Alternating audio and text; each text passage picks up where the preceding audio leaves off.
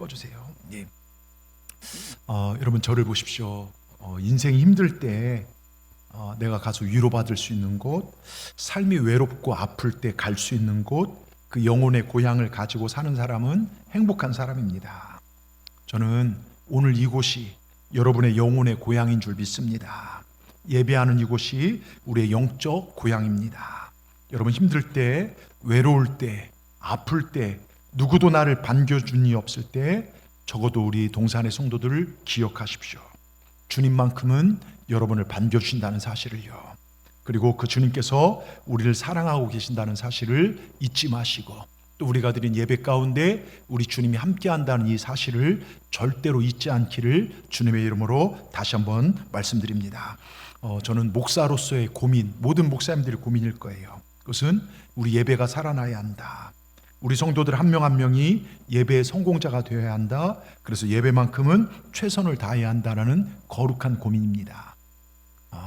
오늘 일부 예배 때 참 많은 분들이 예배를 드렸어요. 그 중에 저 뒤에 낯선 분이 한 분 계신 거예요. 새신장가 했는데 이노 아빠가 온 거예요.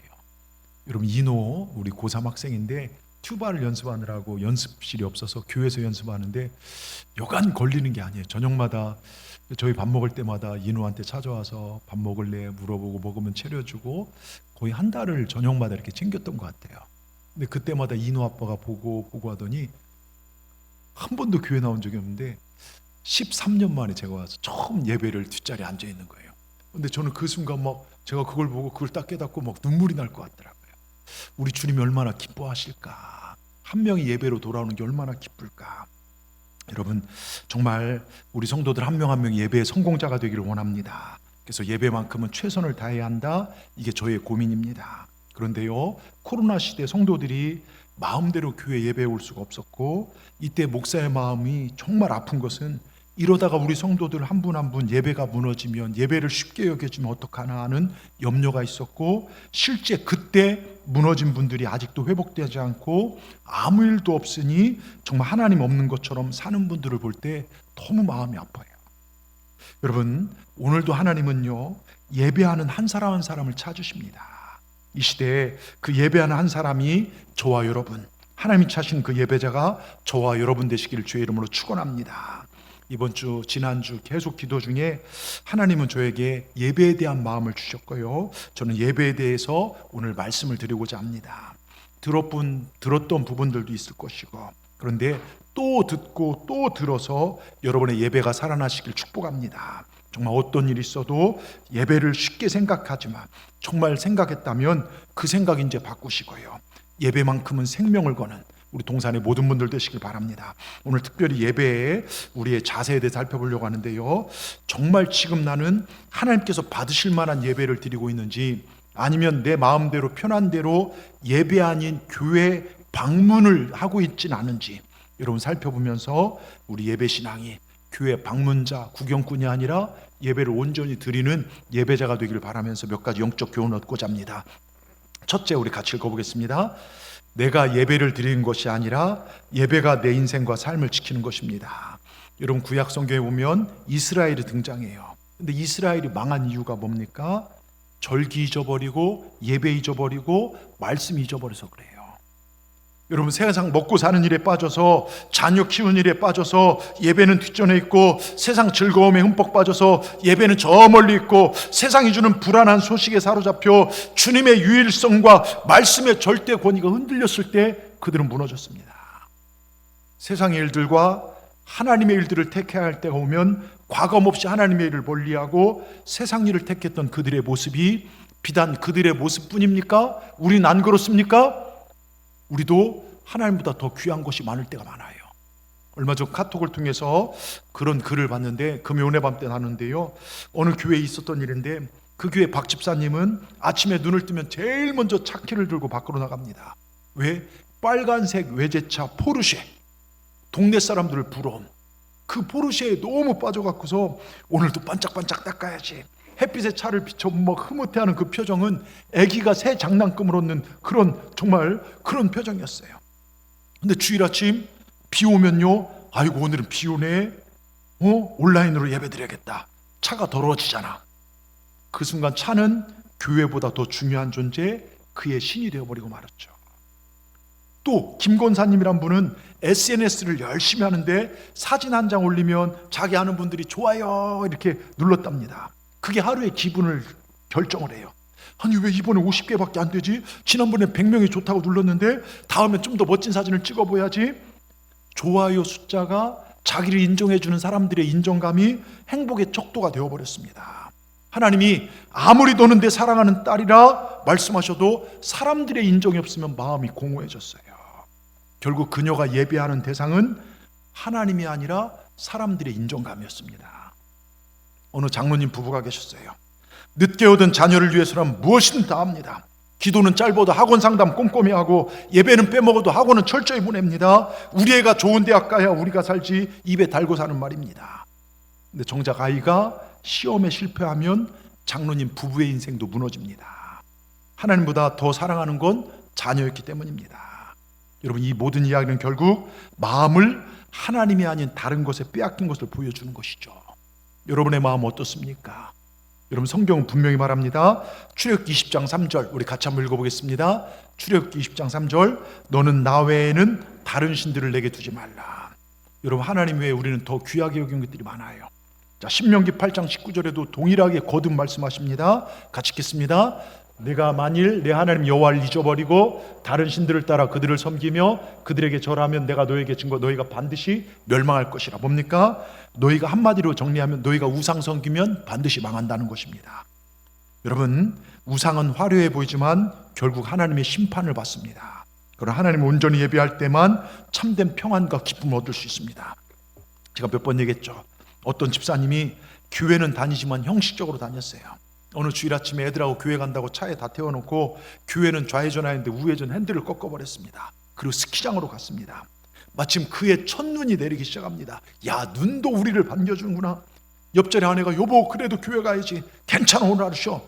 뒷자리에 2살 된 아들과 5살 된 딸이 있었습니다. 강원도 인제고개를 넘는데 마주오던 그랜저 승용차가 중앙선을 넘쳐 앞을 정면으로 받고 차가 도는데 뒤따라오던 2.5톤 트럭이 아내 옆자리를 덮쳐버렸습니다. 차가 불에 휩쓸렸고 큰 딸아이는 뒤에 앉아있는데 트럭이 받아서요 날아와서 앞 유리창에 애가 얼굴이 처박혔어요. 차 속에 살점이 떨어져 있어요. 딸아이의 살점을 대서 얼굴에 붙였고 2살 난 아들은 기절했고 그리고 정말 부인은요 피투성이가 됐고 피를 보니까 차가 불이 났어요. 자기도요 뼈가 다 부러졌는데도 의식적으로 해서 다 밖으로 빼냈습니다. 그리고 다급한 심정으로 기도합니다. 하나님, 그래도 제 아내는 열심히 믿지 않았습니까? 저도 한 달에 2번 정도는 교회 나갔습니다. 이제까지 잘 믿지 않았지만 하나님 만약 살아계신다면 저희 가족만 살려주십시오. 장애자가 돼도 병신 되어도 좋으니 목숨만 살려주세요. 이제부터 주님을 위해 살겠습니다. 그 다급한 곳에 하나님 앞에 기도했어요. 하나님 그 기도 들어주셨습니다. 그리고 다 살아났어요. 병원에다 옮겨놓고 기절했습니다. 보니까 자기도 갈비뼈랑 뼈가 다 부러진 거예요. 그때부터 이분 하나님 살아계시구나. 정말 강원도 병원에 갔다가 안 돼서요 아산병까지 옮겨 살아난 거예요. 그 뒤 그분은 만나는 사람마다 복음을 전하며 열심히 간증 집회를 다니고 지금은 좀 뜸하지만 여러분 잘 아는 고구마 전도왕으로 불렀던 김기동 집사님의 그 시작이 그거 아닙니까? 지금 목사님 되셨죠. 여러분 보십시오. 예배를 내가 드리는 것 같지만요 예배가 여러분 인생과 삶을 지켜주십니다.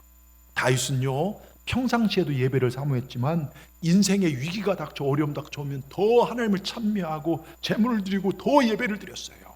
하나님 그의 인생을 복되게 하셨습니다. 여러분 정말 예배가 생명을 연장케 합니다. 예배가 우리를 지켜준다는 사실을 꼭 기억하시기 바랍니다. 그러니 여러분 예배에 생명을 거시길 축원합니다. 예배는 우리의 선택이 아닙니다. 오늘 뭘 할까 선택이 아니라 구원받은 삶의 본질이 예배입니다. 그래서 우리가 구원받고 이 땅에 사는 이유가 무엇입니까? 하나님과 함께 행복하게 살기 위해서요. 하나님과 행복한 교제가 뭡니까? 그게 예배입니다. 여러분 이 시간 여러분의 영적 지도자로서 권면합니다. 주일 성수, 주일을 거룩하게 기억하여 지키시길 주의 이름으로 축원합니다. 자, 두 번째요. 우리 같이 한번 읽어보겠습니다. 예배는 보는 것이 아니라 드리는 것입니다.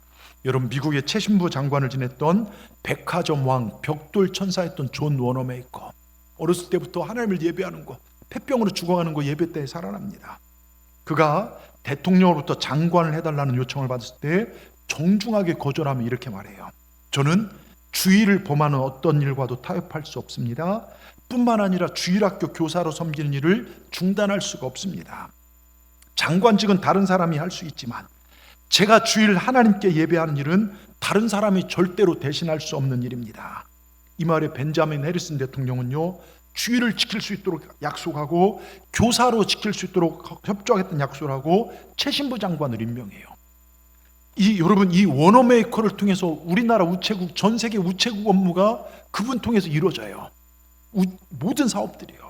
여러분, 이 워너메이커가요 19살에 주일학교 교사 되어 85세까지 자그마치 67년 교회 출석과 교사직을 한 번도 빠진 적이 없어요. 장관을 하면서 그 백화점 사업을 하면서요, 백화점을 처음 도입한 사람이 워너메이커예요. 하나님 잘 섬기니까 지혜 주시니까요. 어마어마한 부자죠. 그래서 그를 복을 받은 사람이라고 얘기합니다. 한 100여 명 되는 어린아이를 맞춰서 했다가 그분이 은퇴할 때쯤에요, 그 교회학교가 10,000명이 넘었대요. 여러분, 그 한 명이 여러분, 온전한 예배 회복, 지금 이 시대 우리가 추구해야 할 영성 아닙니까? 신령과 진정으로 예배할 자를 우리 주님께 찾으신다 하겠습니다. 여러분, 신령과 진정으로 예배하십시다. 예배에 최선을 다하시길 바랍니다. 제가 문제 하나 내겠습니다. 예배는 본다가 맞다, 아니면 예배는 드린다가 맞다? 예? 자, 본다가 맞다 손 들어 보십시오. 자, 드린다가 맞다 손 들어 보십시오.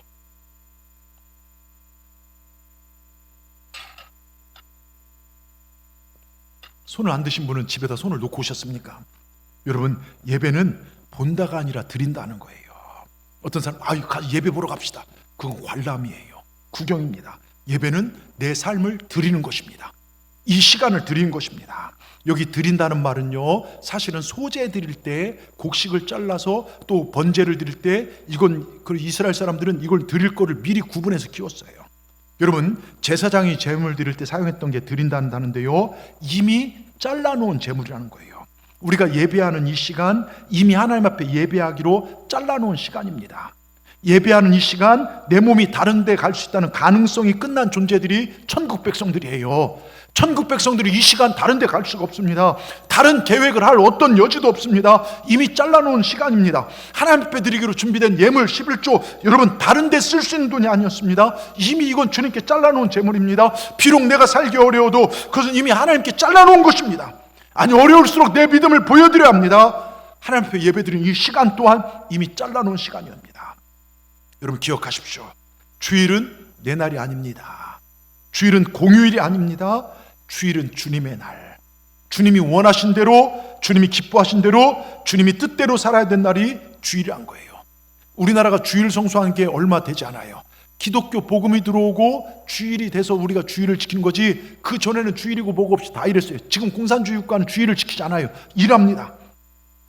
여러분, 우리가 오늘 교동문을 읽었습니다. 시편 150편 1절에 할렐루야 그의 성소에서 하나님을 찬양하며 이렇게 써 있어요. 여기 예배하는 이 자리가 그의 성소인 걸 믿으시기 바랍니다. 하나님, 이곳에서 우리 예배를 받으시고 그 기도를 들으시고 내 죄를 사하시고 우리 병을 고치시고 우리에게 소망을 주십니다. 여러분, 제가 이용규 선교사님 내려놓음이라는 책에서 정말 너무 은혜됐던 거 몇 번 얘기했어요. 이분은 서울대를 나오고 하버드대 박사까지 받은 분이 주님을 만나고 나서 자기 모든 걸 내놓고 선교사님으로 가셨어요. 그분 책에 이런 얘기가 나오더라고요. 이용규 선교사님이 섬겼던, 개척했던 교회가 이렉교회에서 개척을 시작한 몽골의 베르 지역에 예배 처소를 방문하여 예배를 인도하는데 그 동네에 벌러르라는 자매가 있었어요. 근데 예배 막 시작하는데 땀에 범벅돼서 막 들어오더래요. 보니까 이 소녀는요, 몇 달 전에 귀가 안 들렸는데 기도를 통해서 귀가 열려진 그 소녀예요. 몽골의 유목민으로 살아가는 그녀 가정 역시 소를 키웠어요. 소를. 제가 몽골 갔더니 소가 막 그냥 돌아다녀요. 소를 많이 키운대요. 그 소에 엄청난 가치가 있는 재산입니다. 근데 예배드리기 몇 시간 전에 소를 잃어버린 거예요. 막 소 찾으러 이곳저곳 뛰어다니다가 보니까 예배 시간이 임박한 걸 알고 이 벌러르가 어떻게 했냐, 솔까 예배가다 소를 버리고 말씀을 드리려고 예배드리러 들판을 가로질러 뛰어온 겁니다. 그 사정을 전해들은 선교사님은 소보다 예배를 택한 그 믿음의 결단을 하나님 부끄럽게 하지 않게 해달라고, 그 자매가 하나님 은혜로 소를 다시 찾게 해달라고 간절히 기도했고, 무엇보다 하나님의 명예가 땅에 떨어지지 않도록 기도했어요. 근데 예배가 딱 마치자마자 게르 밖에서요 소 울음소리가 들린 거예요. 집으로 돌아가지 않고 그 소가 예배당으로 찾아온 것입니다. 예? 여러분 신기하지 않습니까? 소보다 예배의 기쁨을 택한 소녀 벌러르는 예배와 소 두 가지를 다 얻었어요. 근데 이 이야기를 전하면서 선교사님이 오늘날 한국교회에 소 대신 예배를 택하는 사람이 얼마나 되는지 묻고 있어요. 이런 급한 일 생기면 예배는 쉽게 뒤로 하고 다른 일 택할 때가 많아요. 여러분 하나님은요 신령과 진정으로 예배한다는 것은 예배를 가장 중요시 여기는 것입니다. 예배란 영어로 월십이라고 합니다. 가치 있는 최고의 행위란 뜻으로 이 세상에서 예배만큼 가치 있는 일이 있으며 없으며요 인간이 하나님께 드릴 수 있는 최고의 가치 있는 행위가 예배입니다. 그래서 예배는 하나님께만 쓰여지는 거예요. 이것이 바로 진정으로 드린 예배입니다. 소를 포기한 채 저 발판을 한번 가로질러 달려오는 헉헉 달려오는 벌러르한 소녀를 한번 생각해 보십시오. 땀이 뒤범벅인 채 숨을 몰아쉬며 예배의 자리에 앉아있는 그녀를 생각해 보시기 바랍니다. 하나님께서 얼마나 기뻐하실까요? 하나님께서 얼마나 흡족해 하실까 말입니다. 우리 모두에게 이러한 순수한 예배 열정이 일어나기를 주의 이름으로 축원합니다. 여러분 다니엘 기도회 강사로 한번 나오셨고 저희 교회 70주년 감사 집회 때 오셨던 지현호 선교사님 아실 겁니다. 키 큰 선교사님이요. 그분의 말씀에 제가 큰 은혜를 받았어요. 그분이 이런 말씀을 하십니다. 여러분 칼럼에 들었지만 인생에서 가장 비천할 때 예배하는 게 예배다. 그러면서 어머니 말씀을 하세요. 그 어머니의 예배가 어떤 예배였냐? 사랑하는 남편이 병에 쓰러지고 죽고 둘째 아들 속 썩이던 그 아들이 도전받고 공부하여 좋은 서울에 있는 대학에 공대에 들어갔대. 좋은 대학이에요. 이 광주인데요. 그런데 입학 첫날 사고로 죽어요. 입학 첫날 사고로 죽고 그 아들의 죽음 때문에 그 큰형 선교사님이요 하나님을 부인하며 술주정뱅이가 되어서 동생을 죽인 그들에 대한 복수심에 미쳐있는 그 상황에서도 그 어머니 고백, 하나님은 다 아시죠. 하나님은 다 아시죠. 불평하지 않았습니다. 둘째 장례를 마치고 난 다음 주일날 그 어머니는 예배하러 성전에 올라갑니다. 어떻게 예배할 수 있을까요? 남편 죽고 자녀 죽고 하나님은 아들도 미쳐있는데 어떻게 예배합니까? 하나님을 향한 원망이 터져나오고 나는 다시는 예배드리지 않겠다, 교회 가지 않겠다, 하나님 믿지 않겠다, 하나님 없다, 십자가를 짓밟아도 될 만한 그런 상황 아닙니까? 그런 것이 맞지 않겠습니까? 근데 그 어머니 그럼에도 불구하고 하나님을 예배하러 옷을 차려입고 갑니다. 가서 교회학교 교사로서 그 사명을 감당합니다. 왜요? 내가 맡은 부서 아이들이 내가 가지 않으면 고아처럼 방황할까 봐 갑니다. 가서 예배하는데 아이들 앞에 울음이 터져나와요. 애들이 선생님 왜 울어요? 내 아들이 죽었다. 아이들도 같이 웁니다. 그런데 하나님 그 믿음을 보시고요 그 어머니의 반을 부흥시키기 시작하는 거예요. 애들로 꽉 찼습니다. 왜냐? 진정한 예배자로 영혼을 사랑하시는 그 사랑을 보았기 때문입니다. 그런데 보십시오. 자식을 잃고 큰아들은 술에 취하면서 광주에서 깡패처럼 생활하면서 살 수 없을 정도로 미쳐있는 상황, 정말 인생의 가장 비참하고 비천한 상황에도 예배하는 그 예배, 하나님이 얼마나 기뻐 받으실까요? 결국 그 어머니의 기도대로 큰아들이요 모든 걸 끊고 열방을 깨우며 수많은 청소년들에게 참된 복음을 전하는 선교사로 세움받았고, 그 지현우 선교사님이 외침에 이런 글이 있더라고요. 우리가 천국과 지옥이 있는 것을 믿는다면, 마귀가 우리를 하나님의 사랑으로부터 멀어지게 한 사실을 믿는다면, 내 인생이 한 번의 삶으로 끝나지 않고 그 위에 심판이 있다는 것을 믿는다면, 하나님께서 독생자 예수를 나를 위해 주신다는 사실을 믿는다면 우린 바로 살아야 합니다. 우린 예배자로 살아야 합니다. 여러분, 이 외침, 이것이 우리 삶이 되기를 주의 이름으로 축원합니다. 이게 진짜 예배를 드리는 것입니다. 여러분, 혹시 직장 문제로 2교대 3교대 하다 보니까 어느 날 걸쳐서 여러분 그런 분들이 있다면요, 끝나고 오셔서 옷을 정갈하게 입고, 여러분 우리 교회 영상 유튜브 치면요 오늘 예배 상황이 다 나옵니다. 예배 드리시길 바랍니다. 그렇게 해서 예배 드리시길 바랍니다. 단순히 예배를 보는 것이 아닌 예배를 진심으로 드리는 삶이 되시길 주의 이름으로 축원합니다. 자, 세 번째요, 우리 같이 읽겠습니다. 말씀을 믿고 예배하고 나간 자는 기적을 보게 됩니다. 자, 월요일부터 토요일까지 살아간 사람들 다 그냥 비슷비슷해요. 아침에 일어나서 출근하고 뭐 사업하고 장사하고 저녁에 돌아오고 밥 먹고 퇴근하고 운동하고 취미생활하면서 그저 그렇게 살아갑니다. 근데 주일 아침 되면 나눠져요. 갈라집니다. 예배하러 가는 사람과 세상에 남는 사람들이 나눠집니다. 하나님 만나러 가는 사람들과 집에서 쉬던지 관광지 놀러 가든지 뭐 밥을 먹든지 일하러 가는 사람들이 갈라집니다. 여러분, 주일은 이렇게 갈라지고 쪼개진 날입니다. 자, 보십시오. 영광스러운 주님께서 마지막 심판에 재림하실 때에 영원한 천국으로 갈 사람들과 영원한 멸망으로 가야 될 사람들이 갈라지는 날, 이게 주일입니다. 주일은요, 그래서 이걸 연습하는 날인 것입니다. 문득 내 생명이 끝나는 날, 영원한 천국으로 갈 사람들과 영원한 멸망인 지옥으로 떠질 사람이 갈라진 날이 주님의 날입니다.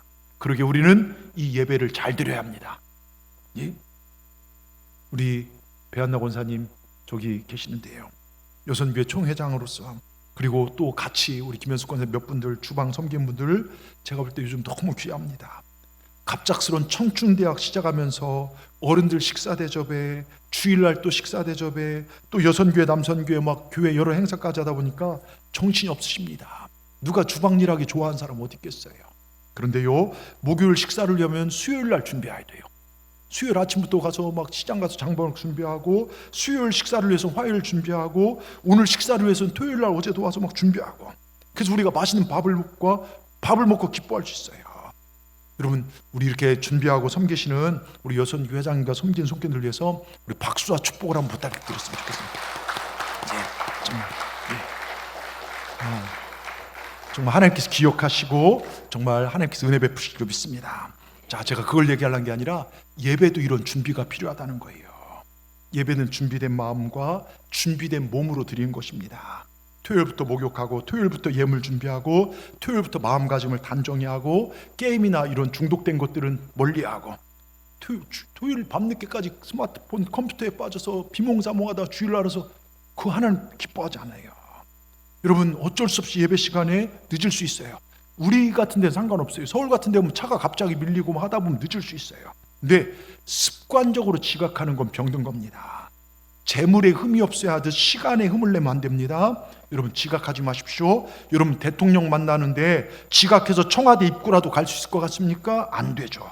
수능 시험 보는데 지각하면 어떻게 되는 줄 아십니까? 입시를 못 해요. 그해 수능은 끝나는 것입니다.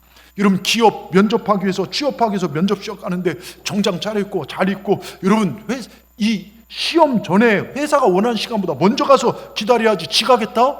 여러분, 취업하기 힘듭니다. 우리가 하나님 앞에 예배드린 것 마찬가지입니다.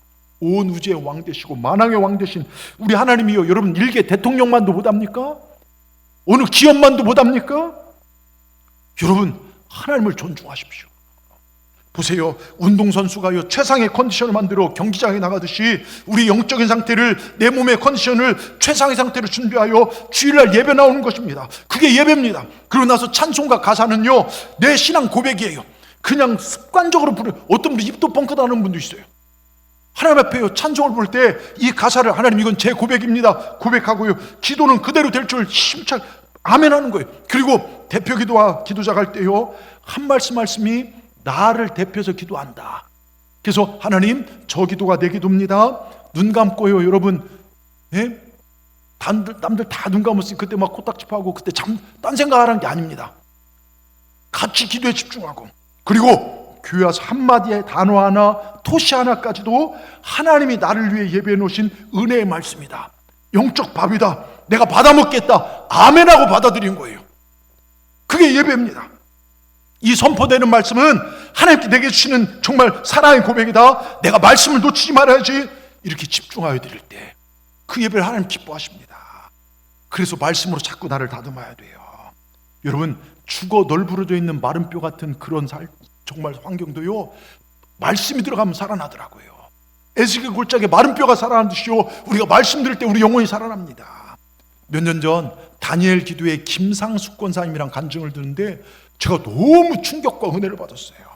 생긴 건 말투도 그래요. 평범한 그냥 일개 권사님인데요, 이분은 말씀을 붙잡고 믿고 기도함으로써 무에서 유를 창조해요.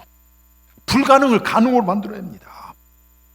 사고로 죽어 병원에서 살 가망수 없는 자에게 말씀을 붙잡고 기도하니 얘가 살아나요.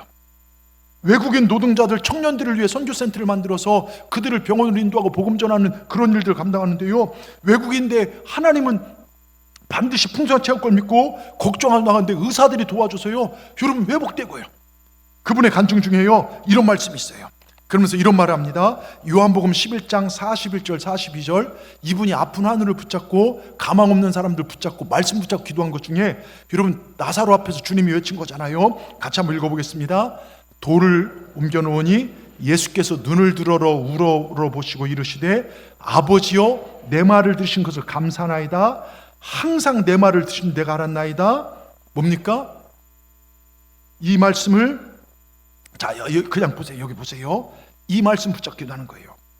그때 무슨 일이냐면 한 청년이 세상에서 젊음을 즐기는 청년 하나가 갑자기 우울증이 심해져서 육교에서 뛰어내린 거예요. 육교에 뛰어내렸는데 버스에 치인 겁니다. 오는 버스예요. 머리가 튀어나오고 뇌가 깨져서 튀어나오고 신체 한쪽은 마비가 되어 살아나도 뇌는 7살 정도에 진유될 것이며 평생 치료를 해야 할 상황에서 병원에서 이 청년을 수술해야 할지 말지 결정을 못 내린 상황이었어요. 그때 이분이 이 말씀을 붙잡고 기도합니다. 먼저 아버지여 내 말을 들으신 거 감사합니다. 왜? 성경에 기록됐으니까 나도 이 믿음으로 기도해야지. 여러분 기도할 때요, 아버지여 내 말을 항상 들어 감사합니다. 감사하고요, 응답받기 전에 먼저 감사하고 항상 내 말을 들은 줄 알았나이다 하고 그 청년이 온전케 될 걸 믿고 감사하며 기도했는데 어떻게 된 줄 아십니까? 그 청년이요 지금 2년 6개월이 지났는데요 멀쩡하게 멋진 청년이 되었다는 것입니다. 여러분 믿고 감사하며 기도하면 역사가 일어납니다. 그 청년은 지금 신학대학을 졸업하고 자기 같은 청소년들, 꿈을 이룬 청소년들을 위해서 복음을 전하고 살고 있습니다. 여러분 우리 하나님 능치 못할 일이 없습니다.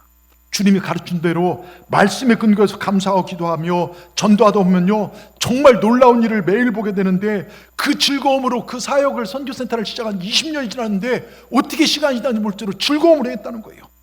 모든 게 약도 그렇고 의사도 그렇고 뭐 하는 것들이 불가능한데 믿고 기도하면 하나님이 채워주신다는 거예요. 매일 반복되는 하나님의 역사를 증거하고 싶다는 것입니다. 하나님을 자랑하고 싶다는 거예요. 또한 인도네시아 청년이 있었대요. 한국에 온 지 3개월밖에 되지 않아 한국말도 영어도 통하지 않는데 컨테이너 2층으로 좁은 계단통에 올라가다가 얘가 순간 뒤로 넘어져서 머리가 깨졌는데 머리에 흐른 피가 많이 폐로 흘러 숨을 제대로 못 쉬는 거예요. 위태로운 상황입니다. 여러분 무슬림이 가장 많은 나라가 인도네시아입니다. 근데 이 청년 보니까 시체 같더래요. 중환자실에 있었기 때문에 정해진 시간만 면회가 가능했기에 병원에 전화를 해보면 아직 안 돌아가셨어요. 이게 병원의 응답이었답니다.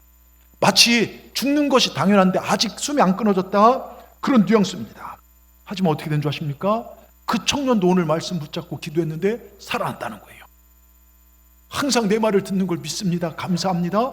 살아났어요. 근데 놀라운 건요, 이 인도네시아 부모님이 한국으로 또 와서 병원비 내고 돌아갔는데 자신의 아들이 힘든 상황일 때 한국의 교인들이 아이들을 살렸다고 해서 스스로 교회 가서 예배를 드리고 2달 후에 비자를 받고 한국으로 와서 정말 그 팀과 함께 예배를 드리는데요, 그 앞에 나가 찬송가를 연주하며 하나님을, 여러분 무슬림이 주님을 영접하고 하나님을 찬양하는 것입니다. 그러면서 그분이 그래요. 우리는 주님이 하신 일을 구경하는 즐거움만 누렸습니다. 여러분 우리도 이렇게 신앙생활 하십시다. 주님이 하신 일을 구경하는 그걸 누리십시다. 믿음 있으면 돼요. 신령과 진정으로 예배하면 하나님이 하신 일을 우리 구경할 수 있습니다. 여러분 우리가 말씀을 믿고 감사하며 하나님을 예배하고 기도하 나가면요 이런 놀라운 일들이 우리 삶 가운데 이루어지게 될 줄 믿습니다. 우린 그저 하나님이 하신 일을 구경하는 즐거움만 누리고 사십시다. 아멘. 하나님은요 우리가 즐거우기를 원하세요. 하나님 우리가요 풍성한 은혜를 누리고 살기를 원하십니다. 우리 이렇게 신나고 즐거운 신앙생활 하시는 우리 동산의 모든 분들 되기를 주의 이름으로 축원합니다. 그래서요 온전히, 마지막 같이 읽겠습니다. 온전히 예배드린 자가 얻는 복은 넘치는 은혜와 풍성한 사랑입니다. 자 여러분 이 예배는요 우리에게 생명을 전해주는 생명선이에요. 보급선입니다. 그래서 성경에 보면요 예배 잘 드려야 된다, 예배 똑바로 드려야 된다, 예배 최선을 다해 드려라, 이런 표현들이 참 많이 나오는데 그 중에 로마서 12장 1절 한번 보겠습니다. 로마 12장 1절에 굉장히 강력한 말씀 우리를 권하는데요. 같이 읽겠습니다. 형제들아, 내가 하나님의 모든 자비하심으로 너희를 권하노니 너희 몸을 하나님 기뻐하시는 거룩한 기뻐한 산제물로 드리기, 뭐 이런 표현이 나오는데요. 여기 다른 것보다도 권하노니란 말이 있어요. 이 권하노니란 말은 팔을 비틀어서라도, 이게 하나님의 자비의 마음이라는 거예요. 우리가 예배하기 게을러하고 예배로부터 멀어져 있을 때에 팔을 비틀어서 끌고 오더라도, 다리를 묶어서라도, 다리를 꺾어서라도, 다리를 부러뜨려서라도 예배하는 자리에 은혜 받는 자녀로 살아가기를 원하는 것이, 그게 하나님의 마음이라는 것입니다. 이만큼 예배가 중요해요. 하나님은 여러분과 만남을 원하세요. 왜요? 왜 그럴까요? 예배 안에 풍성한 은혜와 생명이 있기 때문입니다. 예배에 생명이 있기 때문입니다. 여러분, 세상살이 성공해서 많은 돈을 벌고 명예를 얻었다 하더라도 예배에 실패하자 되면 그 망한 인생 된 겁니다. 예배의 은혜가 있어야 가정살이의 은혜가 되고, 예배의 성공자가 돼야 진정한 사업의 성공자가 됩니다. 예배에서 하나님 만나야 험한 세상에 승리하며 살아갈 수 있습니다. 저는 기업 몇 군데 가서 예배를 인도해요. 그 회장님들이 요청해서 예배를 드려달라고. 여러분, 예배하는 기업들 하나님 지켜주시더라고요. 안 되면 되게 하세요. 저희 교회 안에서도 그런 기업들이 나왔으면 좋겠어요. 정말 하나님께 예배함으로 하나님이 여시는 기적 같은 일들이요. 여러분, 이 주님이요 주신 은혜는 예배 현장에 있을 때 얻어집니다. 자, 또 하나님께서 예배한 자세를 주는 게 하나님의 넘치는 사랑을 부어주셔요. 은혜를 주시고 사랑을 주신대요. 여러분, 나를 사랑하는 하나님 도대체 누구십니까? 하나님 생각해 보셨나요? 하나님 천지 만물을 창조하신 분이십니다. 하늘과 땅과 이번 생과 다음 생의 주인이시고 왕이십니다.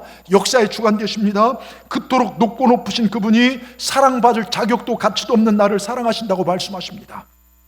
그래서 나를 얼마나 사랑하시냐? 한 분밖에 안 계신 예수님을 십자가에 죽이시고 나를 살리신다고 말씀하십니다. 보십시오. 우리가 예수님 보세요. 겟세마네 동산에서 땀방울이 핏방울 되도록 하나 기도해요. 기도가 뭡니까? 아버지요, 이 잔을 내게서 옮기시옵소서. 저 인간들을 위하여 왜 내가 십자가 져야 합니까? 내가 왜 그 고생을 당해야 합니까? 그런 이 잔을 내게서 옮기시옵소서. 십자가를 내게서 거두어 가시옵소서. 그런데 여러분, 이 기도의 절정이 뭔지 아십니까? 아버지요, 내 뜻대로 마시옵고 아버지 뜻대로 하옵소서. 여러분, 이게 기도의 절정이에요. 신앙은 내 뜻대로가 아니라 아버지의 뜻대로입니다. 여러분, 하나님 입장에서 한번 생각해 보세요. 제가 묵상해 보니까요, 이거는 미치지 않고서야 하는, 아들이 살려달라는데, 아들이 살려달라는데요. 여러분, 제 아들이요, 예천이가 수술을 많이 했어요. 한 번은 팔이 부러져서, 제가 케냐 선교를 가기 위해 영적 공격인데 얘를 공격한 것 같더라고요. 팔이 부러져서요, 토요일 날 부러져서 이게 수술이 안 돼서 다음 날, 그래서 월요일 날 그 병원에 수술실에 제가 놓고 나오는데 막 얘가, 아빠가 떠나니까 안 그래도 팔이 이렇게 붙는데 막 아파 막 우는데 제 마음이 막 찢어질 것 같더라고요. 제가 대신 아팠으면 좋겠어요. 제가 대신 수술을 받았으면 좋겠어요. 근데 그럴 수가 없어요. 여러분, 자, 하나님은요, 아들이 십자가에 못 박혀 죽고 채찍에 맞아 살점이 떨어져 나가고 피투성이가 되어 죽어야 돼요. 죽어. 근데 그 죽어간 아들을 그냥 내버려 두십니다. 하나님은요. 여러분, 그 하나님 마음 이해가 되십니까? 죽어간 아들을 그냥 내버려 두시는 거예요. 그러면서 그 아들에게 네가 죽어야 한다. 그리고 거절하세요. 그 기도를요. 여러분, 그 일이 무엇입니까? 저와 여러분 살리시기 위해서요. 예수님이 십자가에 죽지 않고는 우리에게 하나님께 가는 길, 천국 가는 길이 없기 때문에요. 왜 주님은 그렇게 십자가에 죽으셔야만 합니까? 사랑하기 때문입니다. 저와 여러분 사랑하기 때문입니다.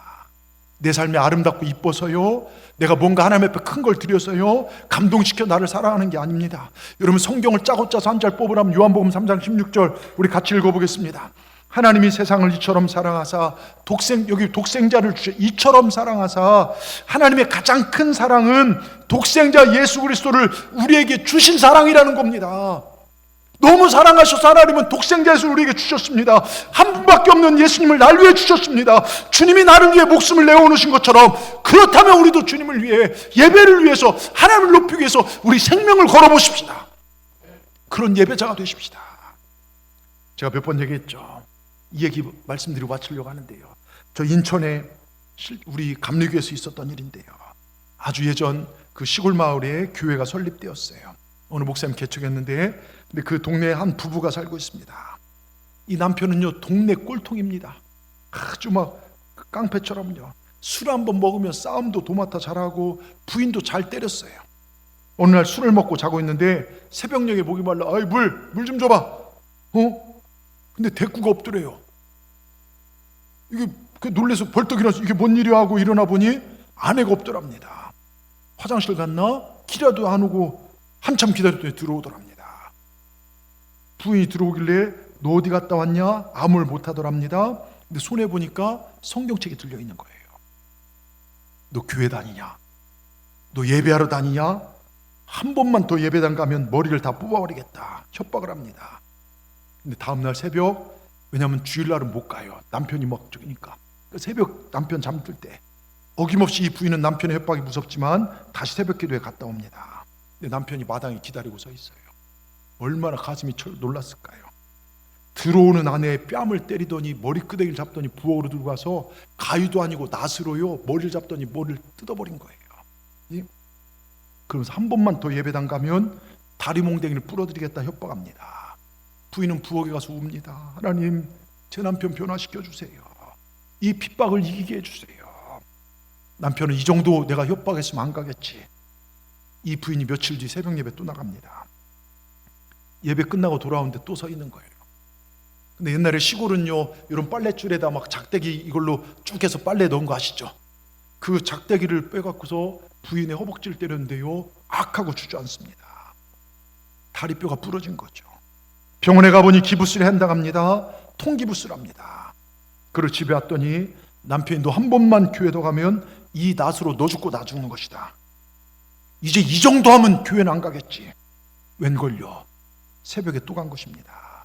남편이 너무 화가 나서 그 새벽녘에 낫 들고 교회를 쫓아간 거예요. 이쯤 되면 뭔 일이 있다. 내가 이것들 낫으로 찍어 죽여버리겠다. 교회를 가보니 옛날 교회는요, 지금이야 뭐 창문 저희는 이렇게 하지만 옛날 이렇게 열면 쭉 올라가는 창문이었어요. 그랬더니 새벽녘에 보니까 깜깜하죠. 그 목사 한 사람 앞에서 뭐라 뭐 이렇게 얘기하고 아저씨 아줌마 애들까지 해서 한 30명 정도 이렇게 모여있더래요. 아멘 뭐 그러고 하더랍니다. 조금 있다 불이 꺼지더랍니다. 그래서 뭐라 하는데, 야 이제 아내 목소리 들리고 이것들 이제 뭔가 하려나 보구나. 내가 증거를 잡아야지. 근데 소리가 잘 안 들리더랍니다. 그래서 창문을 이렇게 열었더니 딱 올라가더래요. 그래서 머리를 딱 내미는데 자기 아내의 기도 소리가 들린 거예요. 하나님, 우리 사랑하는 남편 하나님 핍박하고 지옥 가면 안 됩니다. 내 남편 구원하여 주시옵소서. 저렇게 살다 지옥 가면 안 됩니다. 구원해 주세요 하는데 그 기도가 가슴에 박힌 거예요. 자기도 모르게 눈물이 쏟아져 나옵니다. 눈물을 닦으려 머리를 드는데요, 이게 이 창문을 때려버린 거예요. 그러니까 이 무거운 창문이 내려오면서 머리가 껴버렸습니다. 그러니까 막 아프잖아요. 그러니까 악 소리를 내버린 거예요. 사람들이 거기서 소리가 날 소리가 아닌데 쳐다보니까 나 들고 악 하고 있으니까 막 사람들 겁 뒤로 물러갑니다. 근데 목사님이 죽을 각오를 하고 창문을 열어줬더니 이 사람이 낫을 내놓더니 교회에 들어오더니 떼굴떼굴 굴면서 막 우는 거예요. 제가 나쁜 놈입니다. 제가 나쁜 놈입니다. 한참 울더니요, 목사님의 말씀을 듣고 예수님을 영접했어요. 그리고 말합니다. 저도 이제 예수 믿으랍니다. 제 아내가 믿는 예수 저도 잘 믿으랍니다. 그때부터 술을 다 끊고, 그리고 새벽 기도를 한 번도 안 빠지고 아내의 다리가 나을 때까지 지게 있지 않습니까? 지게에다 아내를 업고 그 먼 길을 교회를 걸어 다녔어요. 그렇게 열심히 예배하기 시작합니다. 그러면서 그분이 그때 당시 뭘 했냐면 농사하면서 또 누가 염전을 한번 해보라고 해서 염전했는데요, 그게 그렇게 잘 돼서 어마어마한 돈을 벌었어요. 그러면서 그분이 우리나라 최고급 세단 그랜저, 그때 당시 그랜저가 최고 90년대 초반인가 80년대 각 그랜저 1호, 2호를 인천에서 1호, 2호를 처음으로 산 분이 그분이에요. 첫 번째를 목사님한테 드렸대. 내게 복음 전에. 두 번째는 자기 아내한테. 아내한테 주고 나는 이렇게 축복받았습니다. 간증하는 장로님의 간증을 들은 적이 있어요. 우리 교회 장로님들도 옛날에 술도 드시고 뭐 이렇게 한잔하게 하셨던 분들, 부인의 기도와 노력으로 지금 장로님 되신 분들 많잖아요. 예? 여러분 보세요. 목숨 건 예배는요, 가정을 살리고 남편을 살리고 자녀를 살리고 내 인생을 복되게 만듭니다. 하나님 예배한 성도들에게 약속하십니다. 얘들아, 독생자 내 아들 예수를 주고 내가 너를 샀다. 나는 절대로 너를 버리지 않는다. 네가 세상에서 때묻고 지치고 병들고 아프면 언제든지 내게 오너라. 나는 너를 사랑한다. 나한테 올 때마다 너를 깨끗하게 할 것이고 너를 치료할 것이고 너를 회복시킬 거야. 이 하나님의 놀라운 사랑, 이 은혜가 예배를 통해 부어집니다. 여러분 이걸 받아 누리는 저와 여러분 되시길 주의 이름으로 축원합니다. 우리 정말 기쁨과 행복의 신앙생활 하십시다. 예배를 통해 정말 여러분 이 교회에서 이 정말 주님의 인정을 받지 못하면 우리가 어디 가서 인정받겠습니까? 주님이 주신 인정과 사랑을 받으시는 저와 여러분 되기를 주의 이름으로 축원합니다. 기도하겠습니다. 하나님 감사합니다. 우리를 살리신 분은 하나님이십니다. 우린 예배드리기 위하여 창조된 백성임을 잊지 않게 하여 주시옵소서.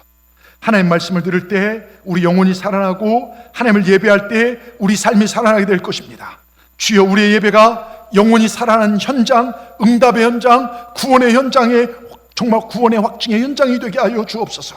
우리의 믿음과 예배를 성령의 불성곽으로 지켜주시고 응답의 무한 기쁨이 충만케 하여 주시고 주일 예배가 매주일 설레는 작은 부활절 영광의 대관식 주님과의 기쁨의 혼인잔치가 되게 하시고 전천후 초월적 감사로 감사의 향유옥합을 올려드리며 승리의 미래의 간증문을 써내려가는 그 예배가 될 수 있도록 인도하여 주시옵소서.